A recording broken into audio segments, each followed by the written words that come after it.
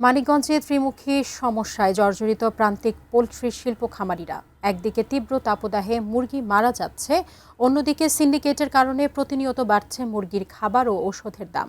এ বিষয়ে বিস্তারিত জানাতে শিবালয় উপজেলার দাসকান্দি থেকে সরাসরি যুক্ত হচ্ছেন মানিকগঞ্জ প্রতিনিধি মোহাম্মদ সুজন খন্দকার। সুজন খন্দকার, যেমনটি বলছিলাম, এই বিষয় নিয়ে আপনার কাছ থেকে বিস্তারিত জানতে চাই, কি তথ্য রয়েছে?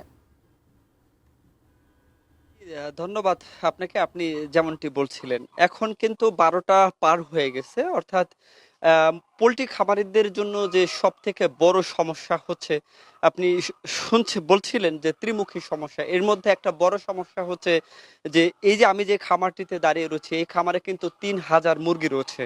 এই ৩,০০০ মুরগির মধ্যে এখান থেকে প্রতিটি ডিম বিক্রি হচ্ছে কিন্তু ৬ টাকা ২৫ পয়সা থেকে ৫০ পয়সা দরে।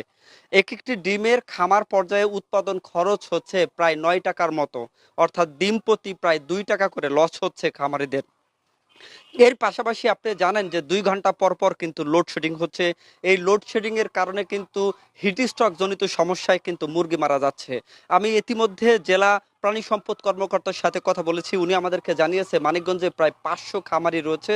এই ৫০০ খামারের মধ্যে এর মধ্যে প্রায় ২০ থেকে ২৫টা খামার কিন্তু ইতিমধ্যে বন্ধ হয়েছে ২টা কারণে। একটা কারণ হচ্ছে যে হিট স্ট্রোকের কারণে পর্যাপ্ত পরিমাণ মুরগি মারা যাচ্ছে। অন্যদিকে কারণে মুরগির বাজারের কিন্তু যে ডিমের বাজারে যে ধস নেমেছে সেটা কিন্তু হচ্ছে।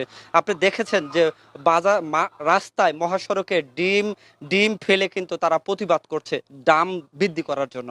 আপনাকে জানিয়ে রাখতে চাই যে এই যে ঘটনা ঘটছে, এই ঘটনার মূলত শুরু হয়েছে রোজার ঈদের সময় থেকে। রোজার ঈদে কিন্তু প্রতিটি ডিম বিক্রি হতো খামারি পর্যায়ে ৬০ টাকা ২৫ পয়সার মতো, ৬০ টাকা ৮ টাকা ২৫ পয়সার মতো। তখনও কিন্তু খামারিরা কিছুটা লস করত।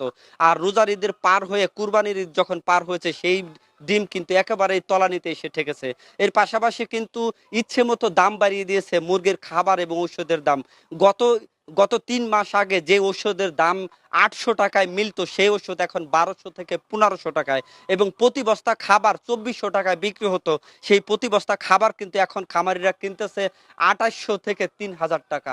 অর্থাৎ প্রান্তিক যে সমস্ত খামার রয়েছে তাদের কিন্তু ত্রিমুখী সমস্যা, তাদের সমস্যার কিন্তু শেষ নেই। কিন্তু এই সমস্যার সমাধানের উপায় কিন্তু কারো কাছে নেই।